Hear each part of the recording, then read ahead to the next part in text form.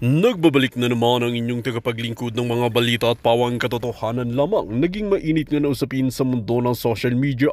Talaga naman na sinibak na nga sa pwesto itong si Soto na ito at talagang kakaladkirin nga patungo sa kulungan. Dito nga natin mapapansin na talagang sa kabila ng lahat ay talagang hindi nga makakatakas itong si Soto na ito dahil nga sa kanya ay talagang maraming inosente at maraming nadamay na mga katauhan at talagang hindi niya nga inaasahan na mangyari nga sa kanya ito.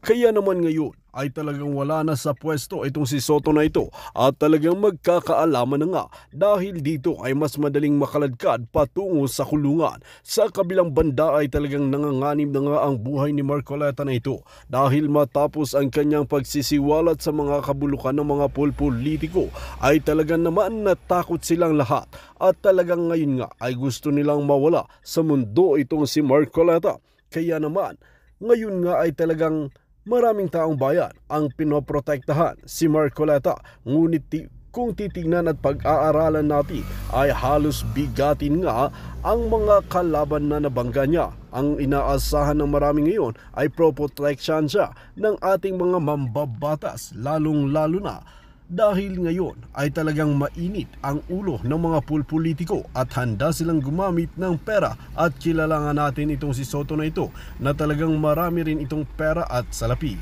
Well mga kaibigan, para nga sa karagdagang impormasyon, panoorin nga natin ang buong video. At kung bago ka pa lamang sa akin channel, huwag kalimutan i-click ang subscribe button at notification bell para lagi kang updated sa ating mga bagong video. At para sa solid viewers natin dyan, maraming salamat sa walang sawang pagsuporta. Kasama na po siya mga ka-reaction, ibig sabihin, wag na natin paikot-ikutin pa to, si Remula na po ang ombudsman. Ayan o, isinama si Remula sa shortlist. Ayan, wala na talagang pag-asa ang Pilipinas. Wala na. Kapag umupo si Remula ng ombudsman, walang makakasuhan sa mga yan. Di ba? Lahat ng investigasyon niya sa DOJ, pagdating niya ng ombudsman, sigurado luto na yan. Niluto na nila yan. Ano pa naman? Niluto na nila yan. Oo. Niluto na nila. Ayaw nyo maniwala. Erwin, nasaan ka, Erwin? Intro na tayo, Erwin! Wala ho tayong pakialam sa batas na yan. Sometimes, you have to bend the law to be able to please the people. Mas mataas po ang taong bayan sa batas. Am I right, Secretary Remulla? Yes, sir. Mr. Chairman. Thank you, Mr. Chair. Alright, reaction, TVBS nagbabalik, reaction. Napakaganda po naman pag-uusapan natin ngayon mga kareaksyon. Mantagin po ninyo mga kareaksyon. Tama po yung duda ng karamihan mga kareaksyon na itong si Ping Lacson at saka si Tito Soto. Merong relasyon. Meron silang relasyon. Magkaibigan. Kayo naman, masyadong marumi yung isipan ninyo Magkaibigan, meron sila talagang malalim na relasyon. Dito mga kareaksyon, malalaman natin yan Masyadong malalim ang kanilang pagkakaibigan. Ang relasyon ni Tito Wambol, University Scholar, at saka itong si Pinky Lacson, na may kasarian daw na natatago, sabi ni Miriam Defensor Santiago. Ito mga kareaksyon, umpisa na natin. What you approved on second reading before you vote in a nominal vote on the third reading. Sir, dahil po dun, bukod sa insertion, sir, yung ganong paspasan, naging paraan din, sir, para mailusot yung insertions? Correct. Pag hindi in-approve on second reading, Ulihin natin dito, katarantaduan ni Wambol University Scholar. Ulihin natin dito. somewhere along the way, pinasok ang amendment or in the BICAM, pinasok insertion yun. Yun ang insertion. Yun ang hindi natin dapat tinotolerate. Right? Akala ko ba ang insertion amendment?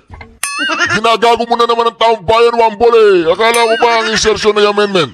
Bakit hindi naman tinotolerate? Nakalimutan mo na ba ang tinawagan ka ni Cabral? 500 million offer niya sa'yo? Nakalimutan mo ba yon? Tinawagan ka ni Cabral, inoferan ka ng 500 million. Anong tawag doon? Tapos, kunyari, inano mo, anong tawag doon, tinanggihan mo. O ngayon, si Riza Ontivirus, paano siya nagkaroon ng 3 billion insertion? Hindi insertion yon, amendment. Ang gulo-gulo mo, Wambol.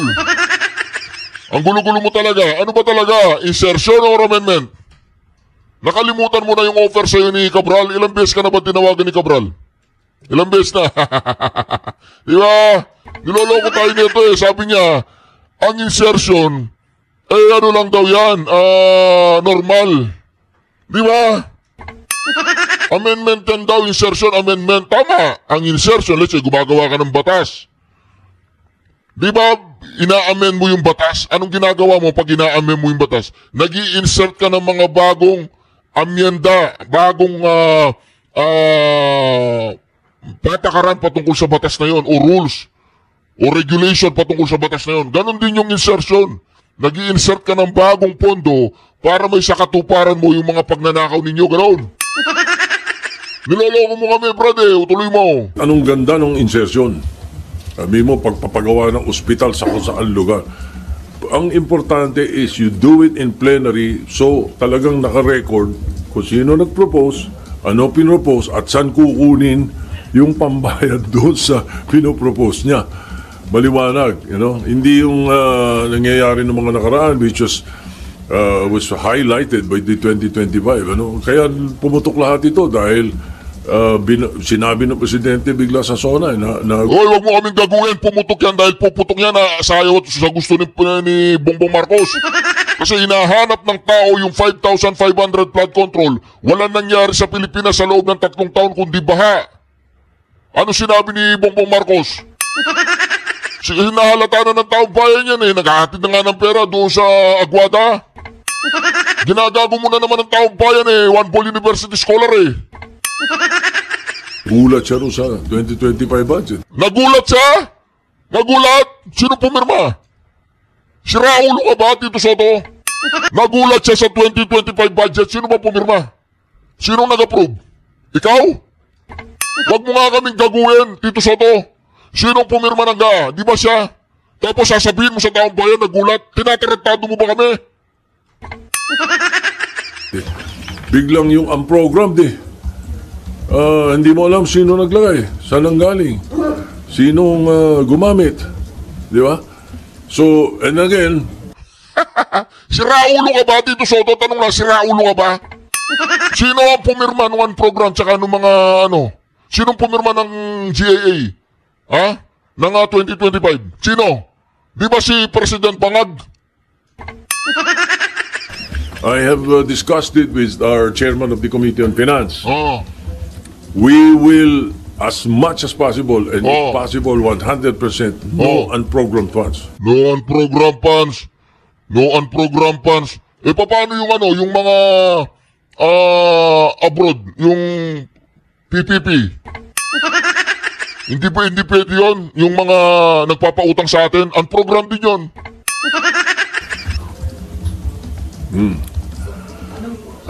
So, anong decision po dyan, sir? Oh, yeah. Kami ni Senator Gatchalian. So, final decision na Yeah, yan, sir? we will make sure that when we discuss the budget finally on second reading, before third reading, there should be no unprogrammed funds.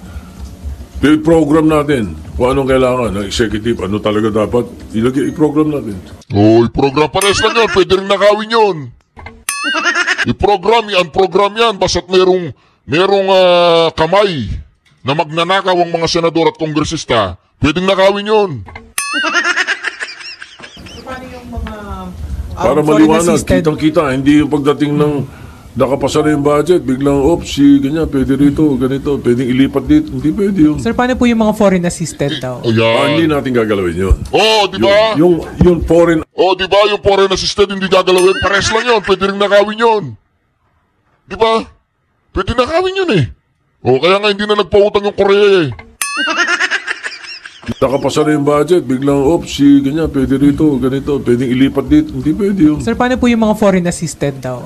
Hindi natin gagalawin yun. Yung foreign assisted lang ang i-allow natin. Doon sa tinatawag na ang program funds. Yung lang foreign assisted. Wala nung singit. O diba?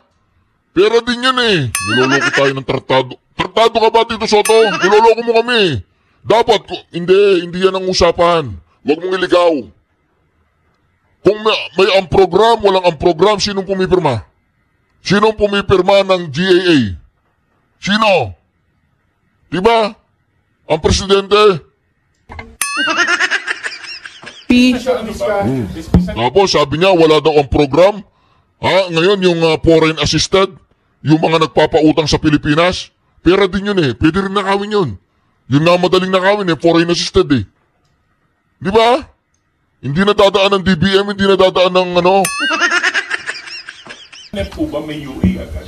And would you know kung magkano yun ngayon for 2020? I have to check. I think you'd better ask Senator Gatchalian that question. Medyo ano yan. I will be talking off my hat if I said it wrongly. No? SP, sorry, hindi pa rin ako naka-move on kay Senping. Sir, yung tawag niya sa inyo kahapon, SP, nagpaalam na siya formally na bababa na siya ng Blue Ribbon. Can we say that?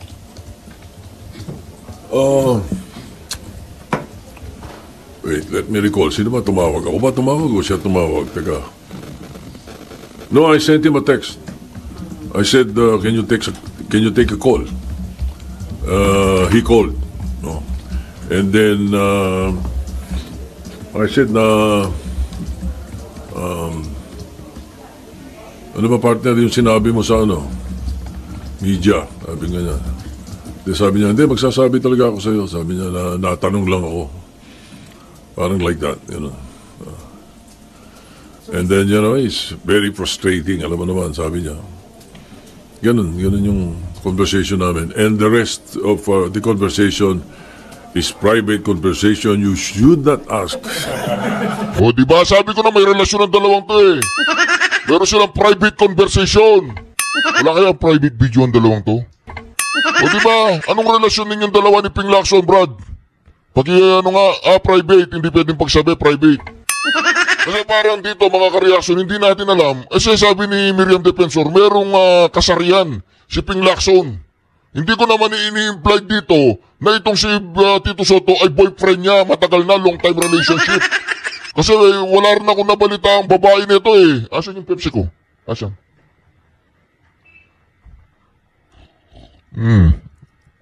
Sarap ng Pepsi ah. Wala rin ako nabalita ang binabae nito, hindi katulad ni Big Soto eh. Hindi, nakakapagtaka lang, di ba? Nakakapagtaka lang. Di ba? Hindi ko naman sinasabing meron silang relasyon, intimate ha. Hindi ko po sinasabi yun. Siya ang nagsabi nun. Private conversation. Wala akong kinalaman dyan ha, Tito. Wala akong kinalaman kung may relasyon kayong dalawa ni Ping Lacson ha. Wala akong kinalaman. Ilang taon na ba kayo may relasyon? Bakit masyadong close kayo at best friend na best friend? Tanong lang. Masyadong bromance. Ang bromance ng Senado, ganon. Pwede kayong tawagin bromance. Pero may asawa to eh, may asawa si Ping eh. Kaya imposibleng bakla ang dalawang to eh. Bromance pwede, pero bakla hindi pwede.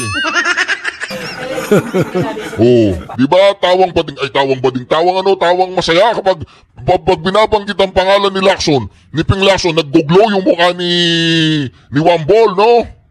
Alam na si Senping as far as yung What is that again? Nagpaalam na si Senping sa inyo sa pagbaba niya sa Blue Ribbon. Sinasabi niya nagpaplano siya na mag-resign. Well, until I receive the letter or he stands up on the floor and says he's resigning, he plans to resign. That's the accurate phrase. He's planning to resign. Pero sa plenary lang po siya pwede mag-resign. Sa plenary po siya. Pwede siyang sumulat. Pwede rin sa plenary. Pero what will happen is that we will, if he does that on the floor or he sends a letter, the only time he is deemed resigned is when we elect a new chairman. Di ba? Technically. Dapat sa floor, sir. Unless he says, no, I'm resigning now, and I'm sending the letter now. Unless he does that, then bakante bigla yung Blue Ribbon. Yung caucus po sa Wednesday, SP, doon mapapag-usapan if ever itong pagbaba niya at kung sino yung papalit. Pwede Sino ba? may sabi sa'yo may koko sa Wednesday? Sir, sinabi niyo sa group natin. Sinabi ko ba? Wednesday or Thursday? Oh, yun, merong or Thursday. So, Thursday. No, I'm not sure. Hindi. Napansin po ba ninyo si Tito Soto kapag nababanggit yung pangalan ni Ping Lacson, talagang nag-blush siya, nagba-blush? Ano lang ako, na-curious lang ako, sir. Pag ipaliwanag mo nga anong klaseng relationship meron kayo. Hindi naman siguro sexually, no? Ano lang, mga politically lang. Maybe Wednesday. Tinatanong ko muna kung ano yung preferred nung aming mga kasama. You know, I lead by consensus. Alam mo naman tayo, hindi. SP, sorry, kailangan ko itanong. So sa Friday, wala po tayong ine-expect na palitan leadership sa pag-resume po at sa bago magsara yung mag-adjourn po? Wala kaming ini-expect na gano'n. SP po lang po. Sakali po na mag-resign nga po or mag-withdraw sa pwesto si Senator Ping, ano po bang mangyayari doon kila Curly Discaya, kila Bryce Hernandez na nasa under custody? Yung mga nakakontempt, they're still under contempt. Their contempt stems from the Blue Ribbon Committee, not from Senator Lacson. So they remain in contempt. At saka ano yun, mas mabuti para sa DOJ yun at saka sa ICI sapagkat pag kailangan sila, hinihiram lang sa Senate, nagpapaalam na sa akin. And I informed the Blue Ribbon na pinapadala sila ron para iniimbestigahan tapos babalik dito. Kung wala na yung contempt nila, baka mahirapan tayong hagilapin sila pag kailangan sila ng DOJ. Sir, sabi po ni Senator Lacson, dun sa supposedly hearing po, sir, maaga pa. Sir, sabi ni sabi ni Senator Lacson, sir, dun sa sana ay hearing on Wednesday, na-cancel lang po. Meron siyang tentative na listahan po ng imbitahin and kasama doon sina Congressman Zaldico and Congressman Romualdez. Sir, kung itutuloy ang investigation, are you inclined to sign the invitation po? We will leave it to the mahirap manghula ng pwedeng mangyari. So we leave it to the new chairman if there's going to be invitations. But as far as I know, I was not aware of that really. Ang alam ko, kaya biglang sana tumatawag ng hearing, request ni Senator JB. Meron silang mga district engineers or mga DPWH employees na gusto niyang ipaimbita. Yun ang pagkakaalam ko. Pero sir, announce Kasi saldi ko, paano mo imbitahin yun? Nasa ano? Tingnan, sir, pag hindi po na-serve yung invitation, sir, that would be, that would... Di ba? Paano daw po iimbitahan sa saldi ko nasa ano? Ibig sabihin, wala po silang plano na iuwi dito sa saldi ko. Wala silang pangil ganun, bigla silang nawala ng pangil. Nauwi dito sa saldi ko kahit na kriminal, kahit na kawatan, kahit na magnanakaw. Wala. Di ba? Narinig po natin na sinabi niya, di ba? Oh. Pakinggan niyo ah. Imbitahin nyo nasa ano? Tingnan, sir, pag hindi po na... Oh. Paano mo imbitahin yun? Nasa ano? Tingnan, sir, Ang alam ko, kaya biglang sana tumatawag ng hearing, request ni Senator JB. Meron silang mga district engineers or mga DPWH employees na gusto niyang ipaimbita. Yun ang pagkakaalam ko. Pero sir, announce Kasi saldi ko, paano mo imbitahin yun? Nasa ano? Tingnan, sir, pag hindi po na-serve yung invitation, sir, No, di ba? Hindi mo pwedeng imbitahan nasa abroad. Pinoprotektahan ninyo sa saldi ko eh. that would be followed by ano daw po with the subpoena. and Usually, arrest. kung medyo ano naman tayo, O di ba? Ito ha mga kareaksyon ha. Panoorin po ninyo ito mga kareaksyon. Possible. Ito ha. Panoorin po ninyo ito mga kareaksyon. Ito talaga dito maano ka na eh. Mapaghahalata na yung dalawang to eh. Mapaghahalata po ito, hindi po yan. Ito po. Possible. Hindi, sandali lang. Possible. Sandali lang, possible. And I answer it wrongly. No? SP, sorry, hindi pa rin ako naka-move on kay Senping. Sir, yung tawag niya Sandali lang po mga kareaksyon ha. Medyo nawala po tayo. There is no legal or constitutional basis for a framework to do or a framework to do that.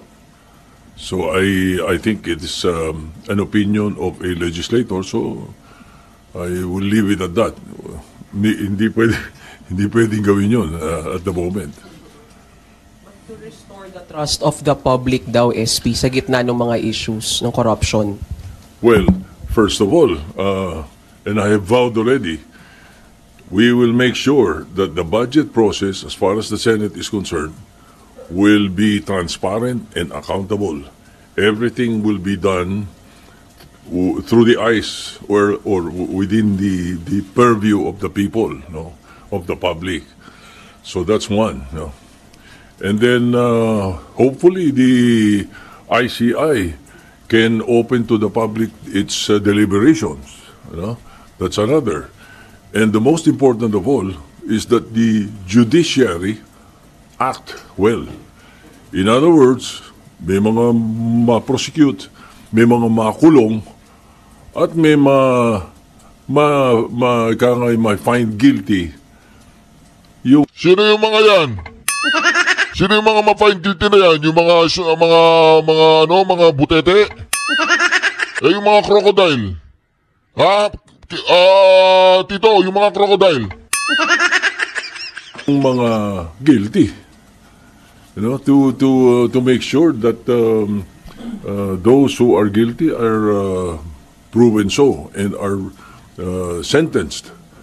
Palagay ko doon pag nakita ng mga tao na gano'n na nangyayari, malinaw ang paggamit ng pera nila. Diba? Malinaw ang investigasyon. Malinaw din ang resulta ng judiciary. Alam po ninyo mga karyaso, binaboy ni Martin Romualdez at ni Bongbong Marcos sa Pilipinas. Binaboy po nila mga karyasyon. Binaboy nila ni Lisa Araneta, ni Bongbong Marcos, Martin Romualdez, Saldico. Sila po yung mga culprit eh. Binaboy po nila ang Pilipinas. Wala silang pakiramdam. Mga ano sila, mga manhid. Kasi hindi naman nila nararamdaman ang pinagdadaanan ng taong bayan eh. Wala silang pakiramdam sa katulad ng mga mata pobre yan. Ang tingin nila sa mga Pilipino, mga animal. Eh kung hindi animal ang mga tingin nila sa Pilipino na sinabi ni Bongbong Marcos, ang gagamitin niyang tent daw, yung ginamit nung panahon ng pandemic. Di ba? Discrimination yon. Bagsak na nga ang moral ng mga taga Cebu. Sasabihin mo pa, papadalan ko kayo ng mga tent, yung ginamit ng mga COVID. Di po ba mga kareaksyon? Pwede namang ipadala mo yung mga ginamit ng COVID, huwag mo na lang banggitin na nagamit sa COVID yun. At least nalinis na. Di ba? Pero mga kareaksyon, saan pupulutin tayo? Ilang araw, linggo, buwan pa natin matitiis ang ganitong klaseng sistema at pamamalakad ng gobyerno. At mga kareaksyon, may balita ako na si Remula ay kasama na sa shortlist. Nako mga kareaksyon. Si Remula po mga kareaksyon ay kasama na sa shortlist. Kasama na po siya mga kareaksyon. Ibig sabihin, wag na natin paikot-ikutin pa to. Si Remula na po ang ombudsman. Ayan o. Isinama si Remula sa shortlist. Ayan. Wala na talagang pag-asa ang Pilipinas. Wala na. Kapag umupo si Remula ng ombudsman, walang makakasuhan sa mga yan. Di ba? Lahat ng investigasyon niya sa DOJ, pagdating niya ng ombudsman, sigurado luto na yan. Niluto na nila yan. Ano pa naman? Niluto na nila yan. Oo.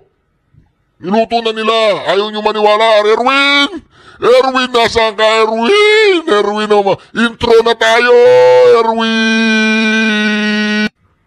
What more can you ask for? Yun ang importante. So SP, hindi ho option yung pagbibitiw from President to Congressmen na sa sinasabi para daw clean slate, sabi ni Senator Alan. Cannot be an option eh. What do you do with those who are not guilty? What do you do with those who are newly elected and have no bad records?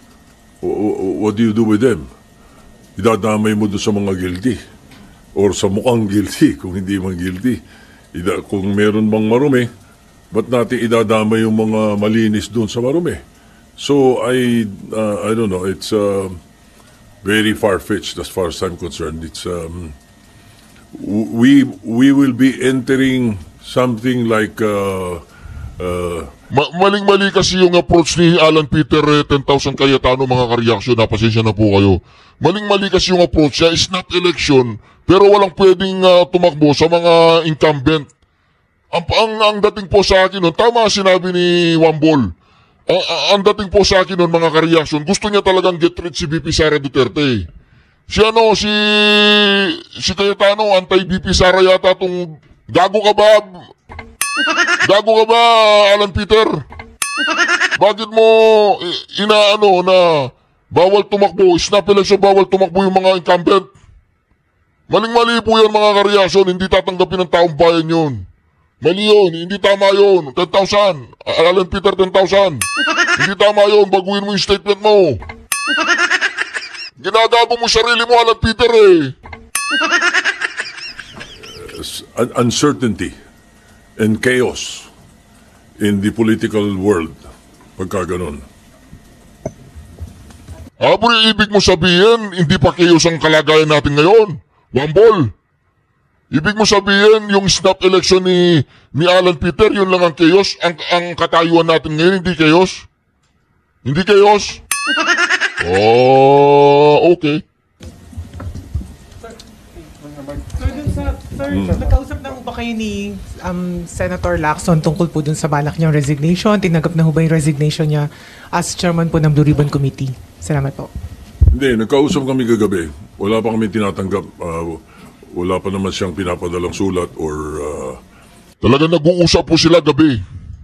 Gabi, yung may girlfriend ako, gabi lagi usap namin Hindi pwede umaga I think he wants to do that personally.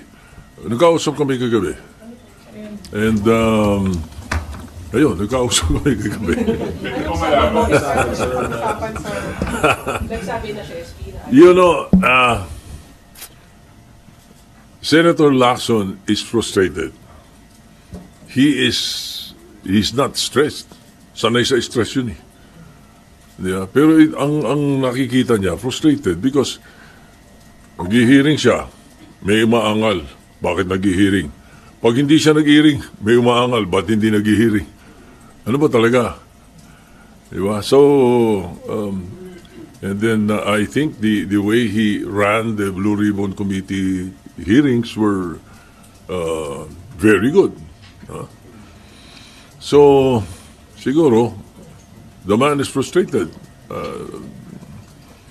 I will support whatever decision he makes, and I will accept whatever decision he makes, and he has my 100% support, whatever it is. SP, yung pong decision niya po ba ay final na o pwede pa po siyang mapahinuhod ng majority at ninyo na magstay put as chairman po ng Blue Ribbon Committee? I think that question is best asked of him. I cannot answer for him. Pero sir, anong sense ng majority? We can only hope for the best. Opo, pero sir, ano po ang sentiment, sir, ng majority bloc? Sabi niyo po you're in touch with them. Ano po ang sinabi nila? Gusto ho ba nilang manatili si Senator Lacson o gusto nilang mapalitan? Karamihan, hindi naman ko komentaryo iba pa, pero yung karamihan ay sinasabing nila na baka pwede pang makausap si Senator Lacson. Para po? To